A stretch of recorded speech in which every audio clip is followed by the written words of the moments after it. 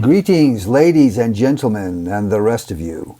This is Jolly Scholar 888 with dispatch number 14, featuring Guy of Coin Bureau and James Lindsay on the subject of inflation and demographics. This video reaffirms what I've been promoting in past videos, that in regards to alternative news, philosophy, and the cryptosphere, by following alternative conservative news and philosophy influencers, and also following influence from the cryptosphere, you can see how they overlap to create a larger, more thorough view of what is going on in the world.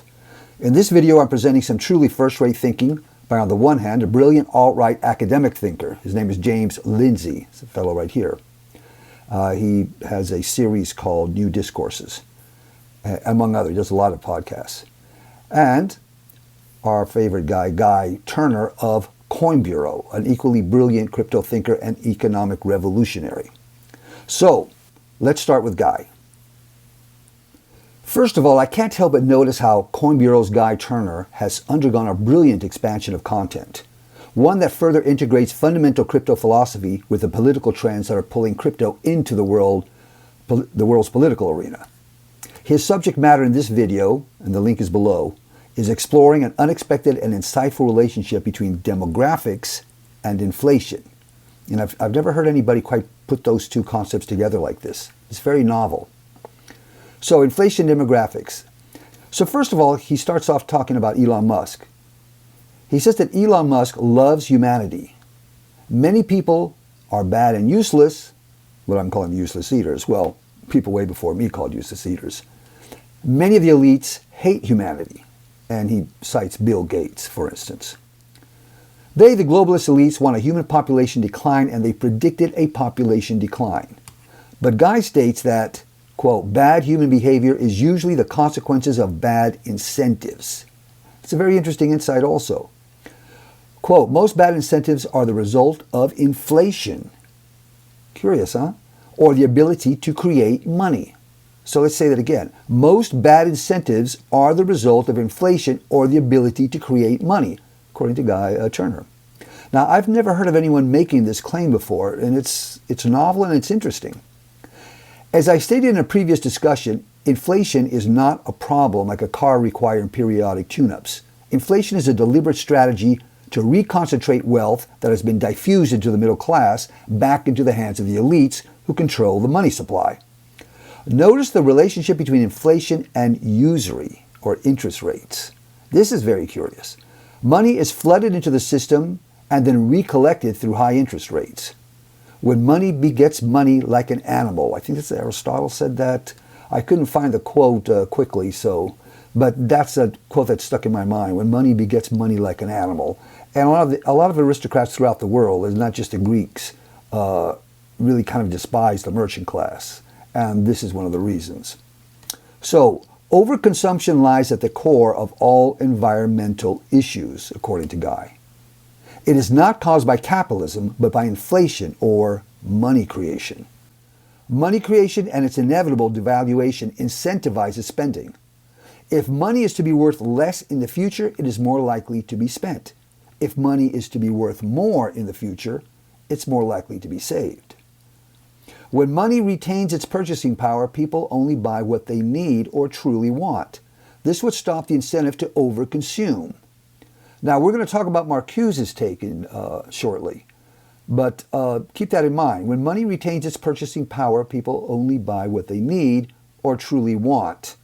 Now, the need and want relationship is that's an interesting subject right there. So he goes on to say, Elon sees the capability of humanity to do good and improve the quality of all life through creativity, innovation that is incentivized. Now recall the mind behind cultural Marxism, Antonio Gramsci's claim that innovation and creativity are incompatible with the socialist state. I covered that in my discussion number 9. So Guy goes on to say that there are serious economic consequences to demographic decline. On its face value, that's pretty obvious. Pensions run dry. More money needs to be printed, more inflation. Not enough wage slaves to buy useless stuff. Production slows down, all incomes diminish. Unemployment, social upheaval, more crime. Now we can make a little side note here that when the Black Plague afflicted Europe and a third of the population was killed off, it actually caused a huge rise in the income for the poor and for they didn't really have a middle class as such, but labor actually benefited in the long run, those that survived it. But still, it's an interesting concept because he's going to develop it. A guy's going to develop this. So unemployment, social upheaval, more crime, more populist uprisings. I think he may have said fascist. He does make a mistake here by not acknowledging the fact that fascism is a form of socialism. In fact, it's the default manifestation of all socialism, whether global communist socialism or national socialism, i.e. German Nazi Party, or today's CCP, which, as I pointed out in numerous discussions, it is a national socialist party. The CCP is National Socialism, or what we would call in Germany, Nazi. Guy goes on to say that one very destructive consequence of global socialism is immigration, to inject more wage slaves to keep production and spending up, which inevitably creates more conflict. And of course, we're seeing that. I would also add that mass immigration and its consequences are a central feature of global socialist strategy, regardless of the economic incentive. There's a specific political and cultural objective to be achieved that has little to do with economics. I also pointed out that mass immigration to Europe was a core objective of the Frankfurt School before World War II. That's before World War II. And notice that mass immigration is only encouraged to countries populated by European peoples. But I'm digressing a little here. Another inevitable consequence of fake money printing and global socialist strategies is that all assets will crash, just a question of when.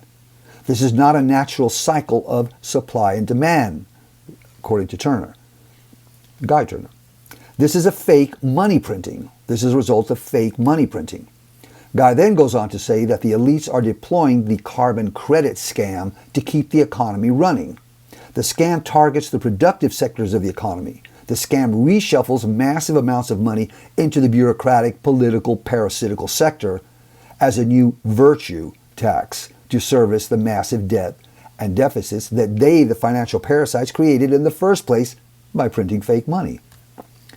But I would add that the strategy is also deployed to maintain and further centralize power and the economy on a global scale. And I covered that in discussion number 9.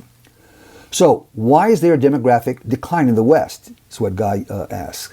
The cost of having children is Guy's first item on the list. Raising a child is about $310,000. But Elon Musk claims that it's not the reason because wealthy people don't have kids either. True, but Guy asserts that the average person does in fact feel that cost is a problem with children. That the cost is a problem with having children. Okay, I would counter with the fact that the poor today in the West have the same number of children per capita as the rich, which is also Elon's position. So wealthier countries have fewer kids because their kids are too expensive? It really doesn't make sense. Not sure I go along with that. There's a contradiction here. Is Guy perhaps still struggling with certain aspects of his lingering cultural and ideological liberalism? In other words, on the left side. Another often stated critique of the last few generations, is that they spent everything on themselves. That's the claim. But Kornbureau thinks that's not necessarily true. He uses the term economic dynamics. Now, don't quite buy that, but in the terms, economic dynamics means exactly what? I think he's missing the point of cultural values and cultural degeneration, something Elon Musk is definitely hinting at, even though he has been careful not to quite say it yet, and I think he's going there. However, 1% of the population owns more than the entire middle class. This is what Guy points out. Middle class is squeezed, hence fewer children. Again, I'm not buying into the economic argument for why people do or do not have children. I see it as a crisis in cultural values, confidence, and virility. And this is going to come back around. Underdeveloped countries have less of a disparity, so the middle classes find children more affordable, claims Guy. But even if this is economically true, people outside the West don't think along those lines. And I'm coming from an anthropologist's point of view. Cultural values and traditions dictate or inform major life decisions, not statistics. Our wealthy have no more or no fewer kids than the middle classes or even the poor, which again goes back to Elon's point. Now, this is interesting because Guy goes on to say that fertility is the number one issue, while finances are second. So he goes on to say sperm count is down 60%, and this has been noticed by many people. And women are also more infertile. And he raises the issue about the plastics. This is well known across many fields now. Bisphenol documentary, I have the list below. Shanna Swan explains phthalates. That link is also below. So this is well known. This is solid science now, that the sperm count is ridiculously down, and it's only been happening in the last 2 generations, and that women are also becoming less fertile. So we get to lack of testosterone leads to more stress, fatigue, and obesity. Now the sperm count is linked to not just the sperm not being produced, but the lack of testosterone, which has gone down absurdly as well. In the West, difficulties finding a partner, and now he points out to loneliness. 50% have fewer than 3 friends. 10% no friends at all. This was increased during the lockdowns. Gender roles, women entering workforce, double the labor, but it's less income. Internet makes the entire world the partner pool. Trading off is too easy, and everybody can see that. You're dating someone, it's going pretty good, but you're thinking maybe it could be better, and it's very easy to just get on the internet and start looking around for another potential. And this leads to people not really putting that much effort into relationships because they don't have to. There's another one right around the corner. Of course, by the time they get a certain age, they realize they made a lot of mistakes. But I digress. So he's coming to this conclusion with these statistics. What he's saying is that the world starts to look like a very dark place. It's perception rather than reality, though. He says news and social media focus on the sensational worst events taking place, real or imagined. Doom scrolling, he calls it. It's too common. So Guy's pointing to low testosterone, loneliness, alienation, and a focus on the darker aspects of life. And this is all true. Coin Bureau goes on to point out that climate change is the result of bad incentives, over-consuming. It's inflation, not capitalism. Resources are cheaper, not more expensive today, due to technology and innovations. Here, Guy and Elon come more into accord. More children is the answer to the climate crisis. More children to maintain the values of caring for the planet. More children to sustain the previous generations. More children to work, create, and innovate. So he's seeing demographics as a serious problem, and more children is actually the solution, the complete opposite of what the elites are promoting, which kind of reveals how perverse they are. So now we get to what I think is the real gist, and here's where he and Elon converge. Now, he mentions Elon a lot in his talk because evidently he really admires him. So the real issue is values. And Guy, towards the end of his discussion, does come to that conclusion. As he says, Elon loves the West. Be fruitful and multiply. Children are always a good thing to have. Always. Not be fruitful and multiply if the economy permits it, if the coast is clear, if there are no enemies, if you're safe and secure. No, it's be fruitful and multiply, period. Everything else will follow from there. This is the natural attitude of a healthy, virile, self-confident, hopeful population. Only a sick, cowardly, dark-minded people find reasons not to have children. So then Guy goes on to ask, how can we reverse the demographic decline? So before we answer that, I want to move on to James Lindsay. I highly recommend that you listen to his podcasts if you want to get an academic rebuttal to the academic poison that's going on in our society. And remember, it's the universities. That is the sewer feeding the swamp. Because when you look at all the people in the media and all the people who are promoting this perversity of wokeness, it's completely university generated. All of it is. His website is called New Discourses, but he also has these short podcasts called Bullet Points. And they're really worth your while to just go listen to and go back and forth to them, because you'll get a lot of insights as to just how perverse our academy is and how intellectually you have to combat it. So, in this video that I've linked below, where I'm taking this information from, the subject is actually what's some SEL. It's called social emotional learning. And he's exposing just how really sinister this is. All right, this is the latest racket hatched within our polluted university system and by the globalist activists. By presenting SEL, or social emotional learning, in the first stages, it's a positive construct to help young students take responsibility for their emotions. That right there should start a little, it sounds, of course, take responsibility for your life, for yourself. But remember, we did have not too long ago that I take responsibility racket that went by as a fad. Remember that? Well, that's really where this is going. So then they move them, the children. This is for elementary schools, by the way, elementary and high school and junior high. This is secondary school. This is not college. Then they move them to upper stages, wherein they guide the students into social political activism that reinforces the globalist worldview. Social emotional learning is a follow-up from CRT, or critical race theory. CRT immerses the student into the political agenda. SEL begins to psychologically embed the agenda at the emotional level. It's the academic and educational strategy counterpoint to the political government strategy deployed by the progressives that Dr. Shiva Ayyadurai identified as learned helplessness, which I talked about in the last video.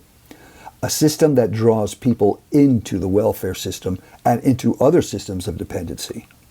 Basically just a dependency in the government, period. So Dr. Ayyadurai learned helplessness is the broader government approach to Lindsay's analysis of SEL, or social emotional learning, at the secondary school level. Both approach the individual from two different directions that nonetheless converge to the social political within the individual. In the case of social emotional learning, it's a bait and switch trick that further develops socialist ideology into behavior through emotional indoctrination, starting at the secondary school level. Ayyadurai learned helplessness takes people out of the productive self-reliant sector and corrals them into the government caretaking sector. So I really highly recommend this video to get insights into this SEL, even though I'm actually focused now, as regards to this video, on a digression that he made with Marcuse. But let's briefly look at the subject of alienation. Alienation was a key Marxist trope developed extensively by the Marxist enthusiast Emil Durkheim. Although he focused on the dissolution of traditional social bonds, Marxists tended to blame this on capitalist society. But as usual, this is what the global socialists always draw attention to. They claim that alienation is the consequences of capitalist society. Something that actually, by the way, does not exist. Capitalism is not an ideology, it's simply a very useful economic tool. The insanity we are witnessing today is a direct product of the cultural Marxist poisoning of the majority of our institutions.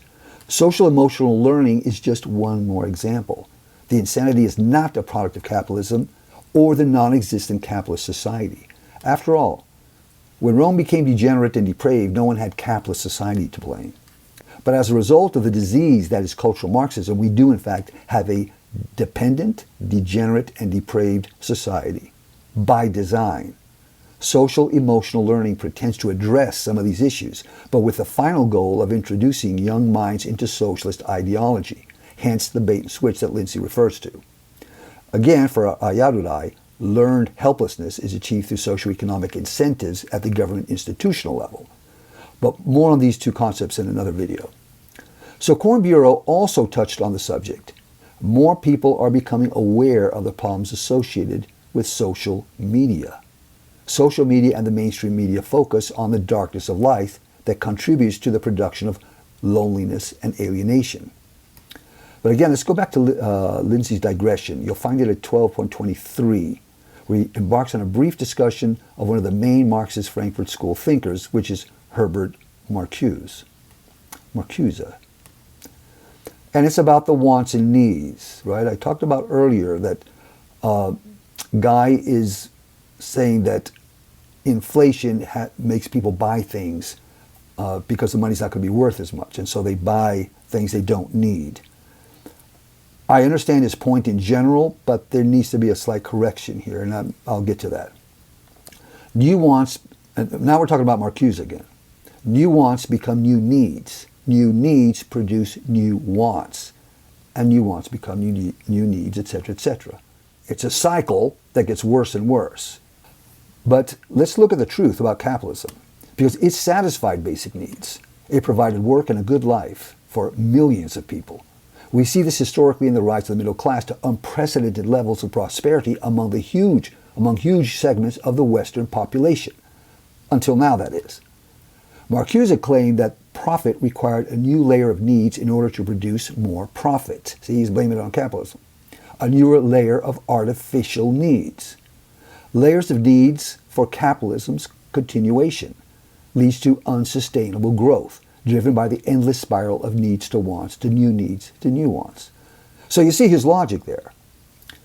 And we're seeing this term unsustainable as a rationale for the current climate change racket and the introduction into the business sector of the ESG scores. It's all done under sustainability. And that's something I've discussed at length in discussions 8, 9, and 10. So Marcuse claims that inflation is necessary to keep up with increasing layer of needs. So he admits that inflation is a deliberate tool, not an inevitable consequence of economic activity that needs periodic adjustment.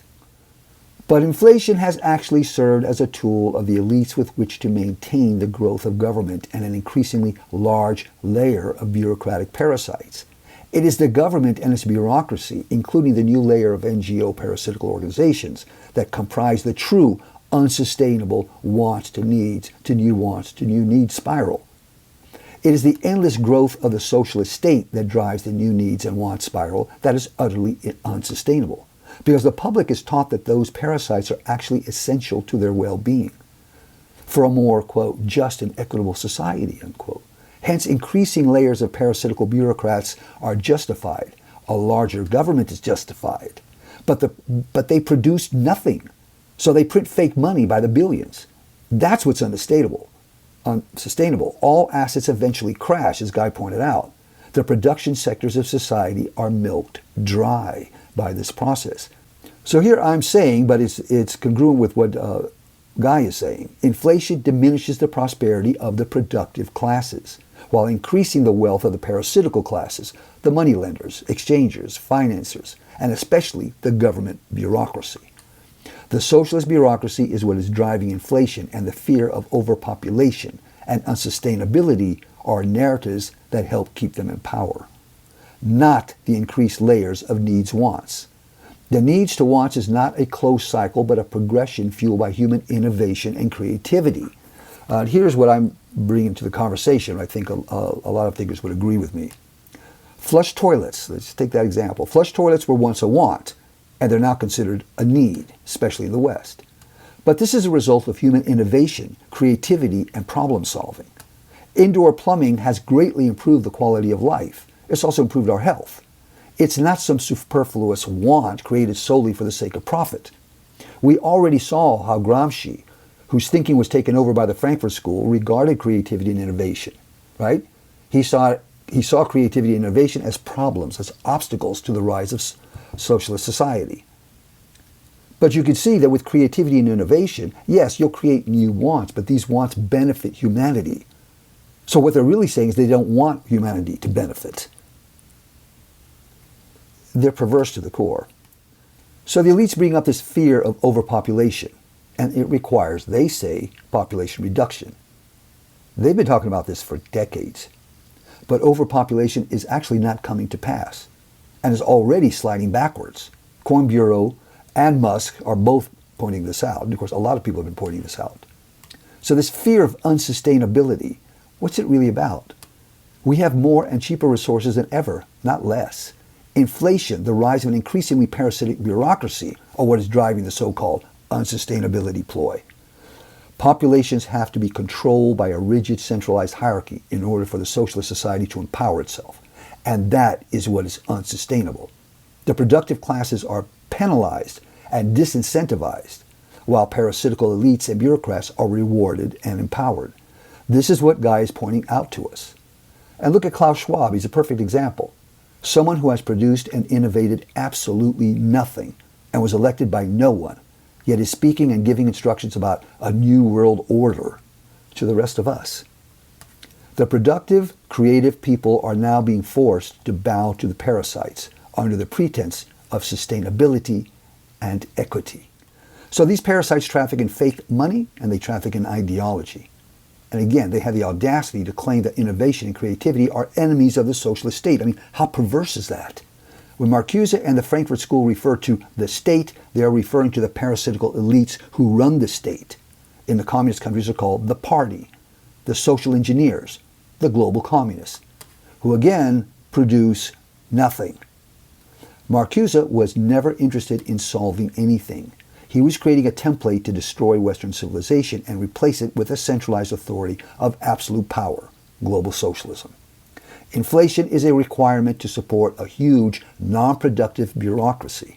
Inflation is a tool with which to impoverish and control the population, especially the middle class, whom the socialists always despised and called them contemptuously the bourgeoisie. The Western middle classes are now, I am claiming, the new useless eaters. And I'll be doing a video on that. Who are the new useless eaters? It's the productive classes, according to these parasites. But it is actually the parasitic global socialist bureaucracy that are the real new useless eaters. And the quicker the population becomes aware of that, the better. So, SEL, or social emotional learning, is intended to emotionally condition the youth and create a sustainable and inclusive society based on a council. And the council, remember, that's what Soviet means. Based on a council, read Soviet, of stakeholders. We see that this is what's happening right here. And the sustainable circular economy that Lindsay reminds us can only exist as though entropy did not exist, right? It's not really a bartering system that the Marxists are promoting, but it's a system where the economy just turns around in circles. But entropy is a law of nature. And the reason that the economy cannot possibly sustain itself doing that is because the productivity is exactly what starts to decay. Karl Marx's non-commodity economic system is a farce. It's ridiculous. But of course, he knew nothing about economics. He never worked a day in his life. An intellectual system concocted by a racist megalomaniac who never worked a day in his life, never produced anything, and knew nothing about economics. Sustainability has become a coded meme for global communism. Sorry, it may sound simplistic and reductionist, but if you look into it, that's what it is. The new non-commodity economy system run by the Communist Party elites. And of course, creativity and innovation are a problem to them, just as the United States in general is a problem to them. Well, half the United States. All right, so that was a digression. We talked about James Lindsay. Now let's go back to Coin Bureau. Okay, so Guy Turner of Coin Bureau asked the question, how can we reverse the demographic decline? A decline that the globalists are deliberately inducing. Again, Lindsay reiterates this fact by illuminating the dark machinations of the Frankfurt School as epitomized by Herbert Marcuse. They are deliberately inducing population decline, total reconstruction of societal incentives from the ground up. Economic, emotional, he even goes on, chemical, biological. This is what I've been pointing out to in my Useless Eater series, which I'm going to finish, and that's where I'll come to the conclusion about who are the new useless eaters. On the economic front, inflation is a tool for fiat systems to fuel growth, to maintain socialist programs of fake values promoted by the global communist elites. Fake money, fake programs, fake values, fake news, the misinformation racket that prop up the globalist elites. Guy then is hoping that crypto can replace the current fiat system and put an end to the inflation interest rates manipulation mechanism. The system that empowers the parasitical class is fiat currency and money production. Fiat currency is not a capitalist tool. It is a tool of the financial and bureaucratic parasites. So Guy leaves us with an important question. Can crypto replace the fiat system fast enough to forestall a demographic collapse? He's putting a lot of faith in Bitcoin, of course, cryptocurrency, but also he ties this into a new economy will re-incentivize people to have children. I think he's coming around to seeing that he also has to promote values, and let's see how he negotiates that. Let's see how he progresses in that area. Elon Musk has already gone there, and many of us. It's cultural values, not just incentives and rewards. But again, he's got a very good point. And as a economic revolutionary, which he really is, he's asking the question now, can fiat currency, can the fiat system be replaced by Bitcoin? Can Bitcoin become the world currency by 2040? And why 2040? We'll look that up. 2040 is the UN and EU's target date for the utter depopulation of its European population. It's a perverse program in general, and they've even said it. You can look at their protocols and their publications. They talk about 2040. So obviously, Guy is very aware of this. The fiat system and its tool inflation are integral to that program. The program of creating a Eurozone of people who aren't European, the same thing here with the North America zone, which we'll be doing a video on. So can BTC replace the system by 2040? And also cryptocurrencies in general, certainly not the millions of cryptocurrencies we have right now, but cryptocurrency and blockchain technologies, with Bitcoin as the store of value, maybe even Bitcoin with its new innovations could possibly actually be an economic system. We'll see. But we can only hope, and we can strive towards that end. Okay, so I want to close by referring to my opening remarks. I'm claiming that you get a lot more robust news and more critical information sources by paying attention to both alternative news and alternative thinkers like James Lindsay, and by also paying attention to the cryptosphere and crypto revolutionaries like Guy Turner at Coin Bureau. And by the way, did I mention hashtag abort Planned Parenthood, hashtag drive Marxism out of our universities? And while you're at it, hashtag invest in crypto. Well, maybe not right now. Give it a few months. Racist! Fascist! Homophobe! Rolling in a cell, ready for the moment of congratulations. Never broken chains, right off about the next rejection.